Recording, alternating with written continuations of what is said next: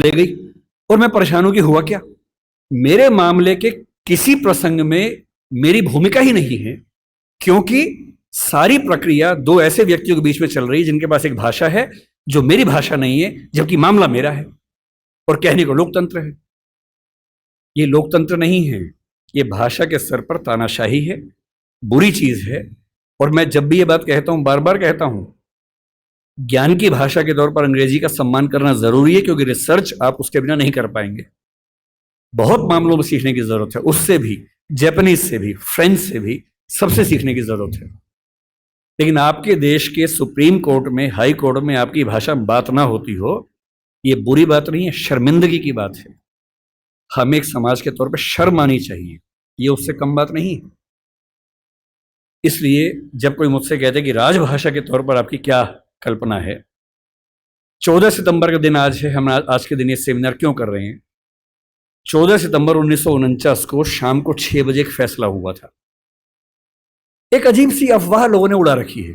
कहते हैं कि 14 सितंबर को मतदान हुआ कि भारत की राजभाषा कौन सी होनी चाहिए, हिंदी या अंग्रेजी। वोटिंग हुई, आधे वोट हिंदी के पक्ष में उठे, आधे अंग्रेजी के पक्ष में उठे, एकदम बराबर हो गया। कई लोग संख्या बोलते हैं, 77-77 हो गया।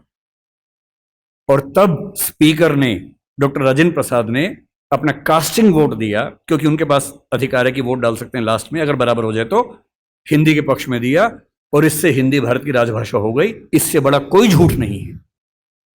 ऐसा कुछ नहीं हुआ था संविधान सभा में, सफेद झूठ है। 12 सितंबर को शाम 4 बजे इस मुद्दे पर बहस शुरू हुई। संविधान सभा की डिबेट्स पढ़ के देखिए, 180 पेज की डिबेट है राजभाषा की, 180 पेज, एक दो पेज का मामला नहीं है।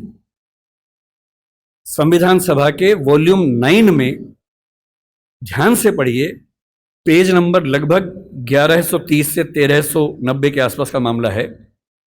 180 पेज की डिबेट है, उसमें खूब मुद्दे हैं, छोटी मोटी वोटिंग हो रही है के मामलों में। संविधान सभा का बेसिक उसूल था कि अंतिम रूप से वोटिंग नहीं करेंगे, सहमति से काम करेंगे। वोटिंग बीच बीच में होती रही। पहला विवाद यह था कि राजभाषा कौन सी हो, हिंदी हो कि अंग्रेजी हो या हिंदुस्तानी हो। अंग्रेजी पर तो बात थी नहीं, हिंदी या हिंदुस्तानी। महात्मा गांधी हिंदुस्तानी कहते थे, पर 1949 में वो थे नहीं। उनका हिंदुस्तानी का मतलब था हिंदी उर्दू का मिक्सचर, जो देवनागरी और फारसी में लिखी जा सके। दूसरा स्कूल ऑफ थॉट हिंदी की बात करता था। अंत में सहमति बनी, हिंदी ही भारत की राजभाषा होगी। राजभाषा यानी सरकारी कामकाज की भाषा।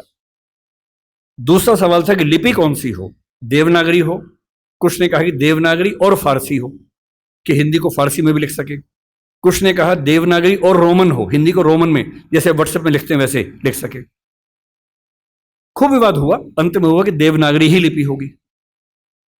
तीसरा विवाद यह हुआ कि जो अंक हैं हिंदी वाले, जो 1 से 0 से 9 तक के अंक हैं, वो हम अंग्रेजी के ढांचे में लिखेंगे या हिंदी के ढांचे में लिखेंगे। इस पर मतभेद था सबसे ज्यादा, इस पर वोटिंग में बराबरी हुई थी। और अंत में वोटिंग से नहीं, संविधान सभा के बाहर की बातचीत में समझौता हुआ।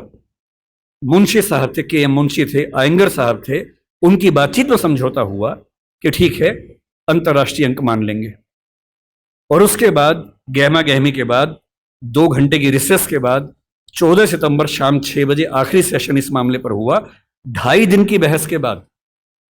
और तब ध्वनि मत से, बिना किसी वोटिंग के प्रस्ताव पारित हुआ कि हिंदी भारत की राजभाषा होगी, देवनागरी उसकी लिपि होगी, और अंकों का अंतर्राष्ट्रीय स्वरूप उसका स्वरूप होगा।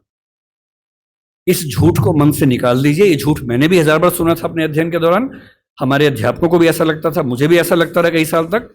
संविधान सभा की डिबेट्स बढ़ी तब समझ में आया कि ये भ्रांति है, ऐसा कुछ नहीं हुआ था। पूरी सहमति के साथ भारत की राजभाषा हिंदी बनी थी 14 सितंबर को, और इसलिए आज के दिन को हम लोग हिंदी दिवस मानते हैं। और